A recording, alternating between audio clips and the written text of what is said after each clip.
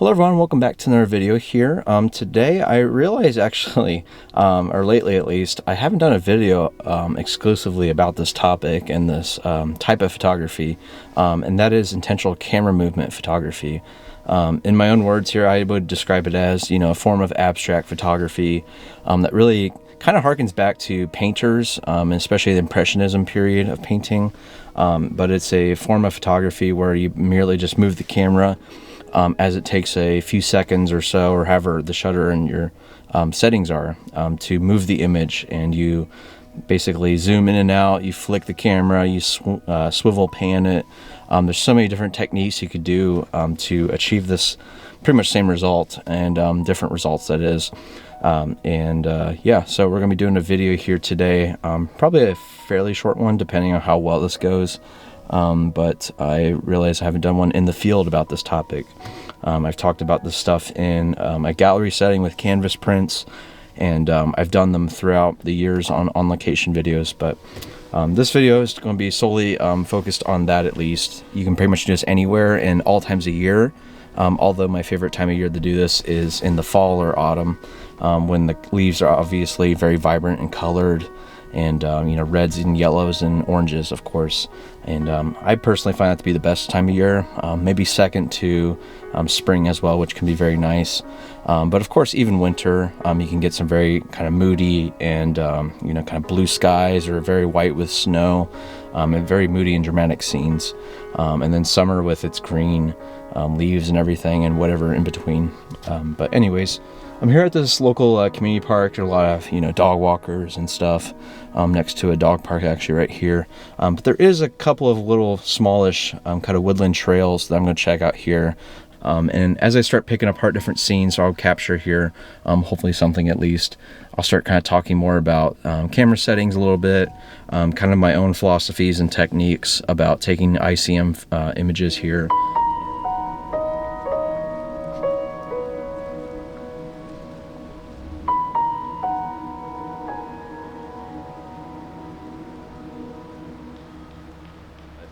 I'm here in the woodland now. It's very beautiful. It's just actually this golden, almost like tapestry of color here, but it's very beautiful just to see and witness in person. A lot of fallen leaves as well, already kind of blanketing the forest floor here.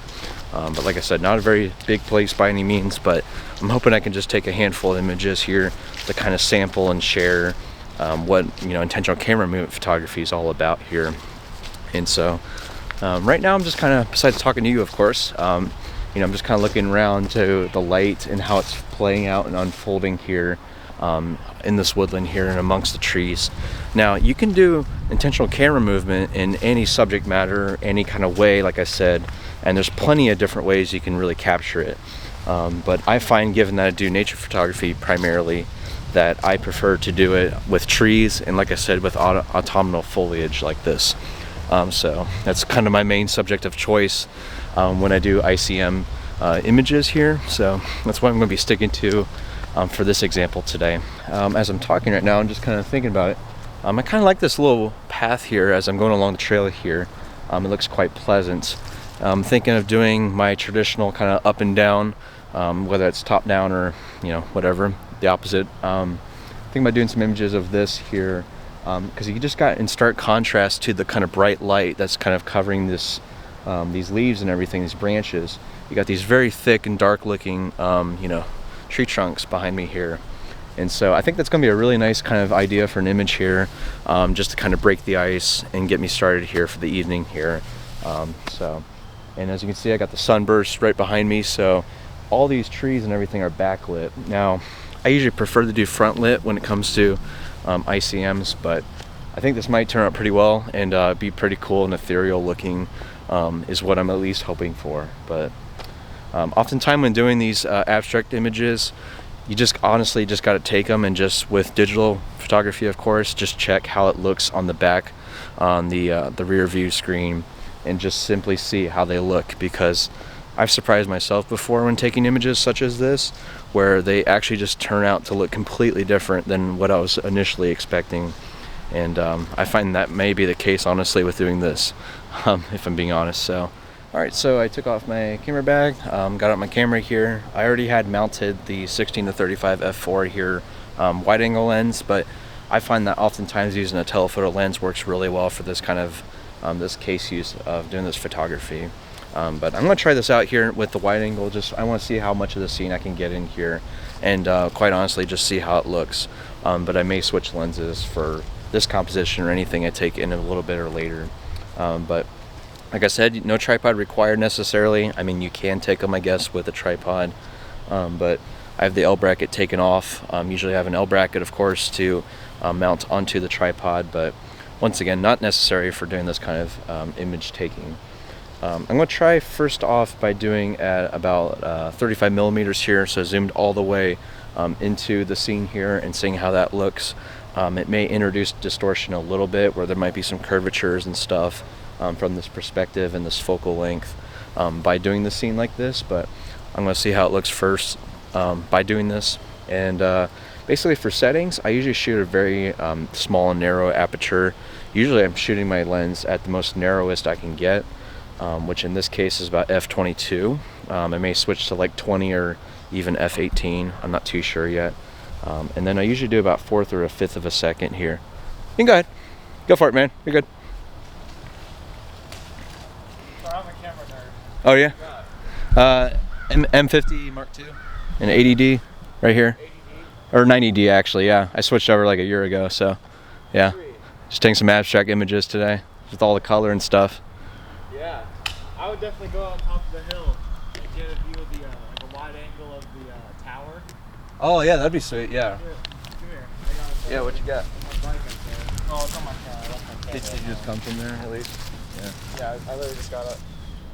Oh, sweet, man. That's cool. Do you mainly use your phone? No, I mainly use my R10. R10? Oh, okay, that's a good one. Yeah, yeah. Yeah, but I just, didn't have my backpack today. I wasn't really planning on taking photos, but... Nice talking. Good luck. Yeah, thanks. Appreciate it. Have a good one.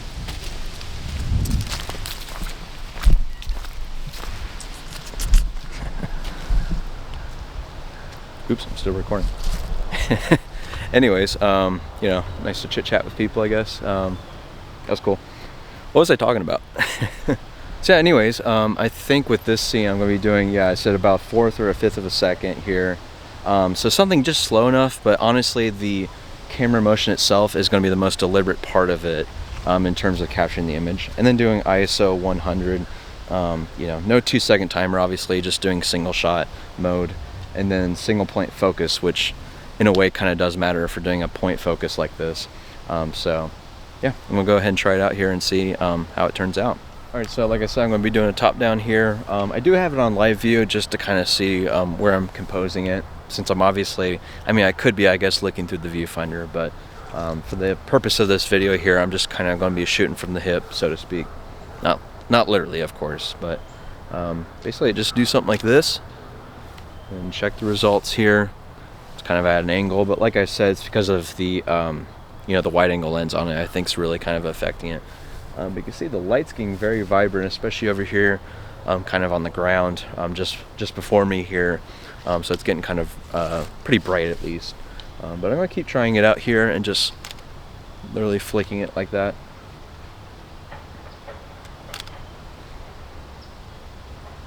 And like I said, no two ICM images are alike. I feel like each time I take one, it's going to have a different result. It's going to look a little bit different in some kind of way, whether it's the color, the lighting of it, but really just the swirls and the movement itself.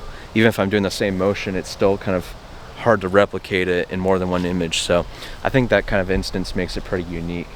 And the fact that it's an abstract image, at least, just even proves more that location doesn't matter for these, because you're merely making a creation, an artwork, so to speak, in that way.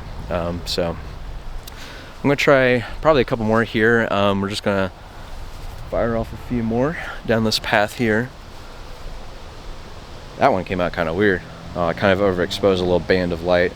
But you can see from the couple images here, let me get them pulled up here. Hopefully you can see that fairly well. So obviously I'll include some edits in the final video here, but let's see how Some of it's a little overexposed, especially the brightest parts, but you get the point. I think it's kind of cool. It's a weird way to shoot abstracts, but it's fun. And you can even, it seems like I'm getting some ghosting almost like looking effects in these, whereas sometimes you can get some solid colors and everything. But I think I'm going to take maybe a couple more here, and then I'll move on to another scene. But I don't know if you heard that interaction I just had with that guy. He said that going up on the mound here at this local park is a good spot. And I bet with this evening light, as it's kind of the sun is setting, we're just about an hour and a half away at least from sunset at least. He said that it's a nice view up there, so I may actually go up there. It's not too far of a walk from where I'm at. Just got to go this way, and yeah, I may actually check that out too and see if there's anything worthwhile there too.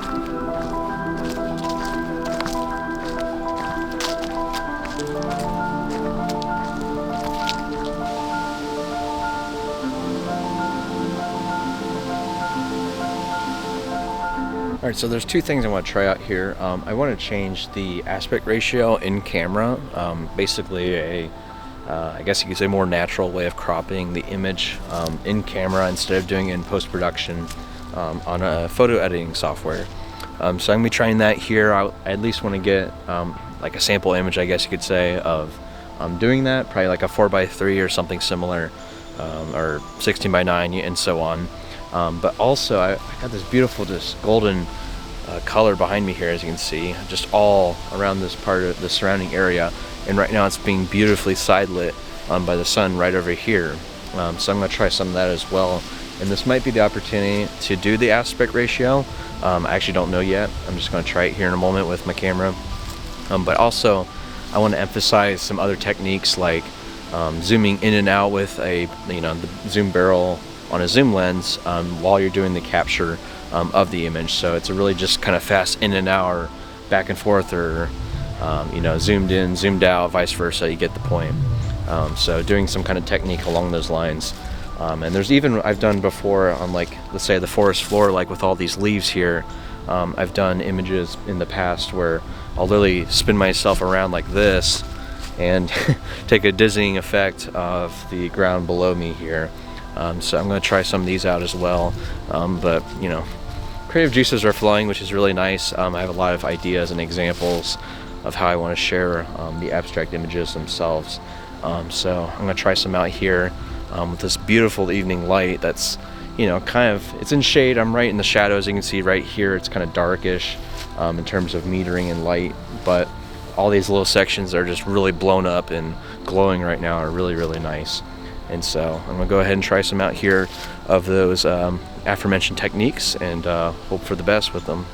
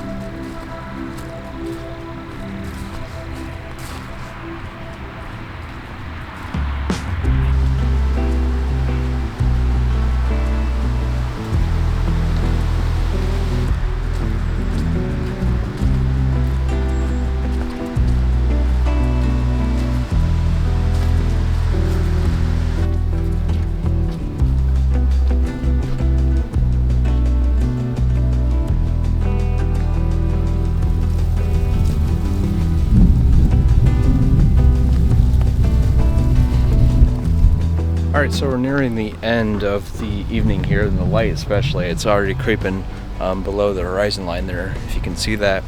I am making my way actually to the mound. It's just really just a few steps behind me there. Sorry, it's pretty bright right now. But I did switch out to my 70-200. I think it's an f4 lens, so I've been doing some much more tighter, zoomed in, I guess you could say cropped images in that way, and it's been much nicer because at its smallest aperture it's about f32, so I've been shooting around f32 of course, and also like f29 and so on. I'm shooting a very small and narrow aperture like that, so it's been actually working out pretty well.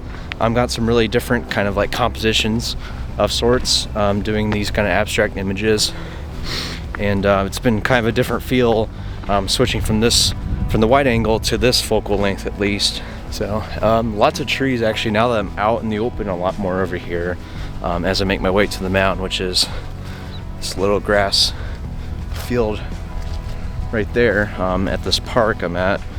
So making my way there, and I'm hoping with the much more medium telephoto range that this zoom lens can give me, and from the vantage point of being up on this little mound here, that I can get some really nice views of this golden hour light, and to pick apart some images and capture them on camera.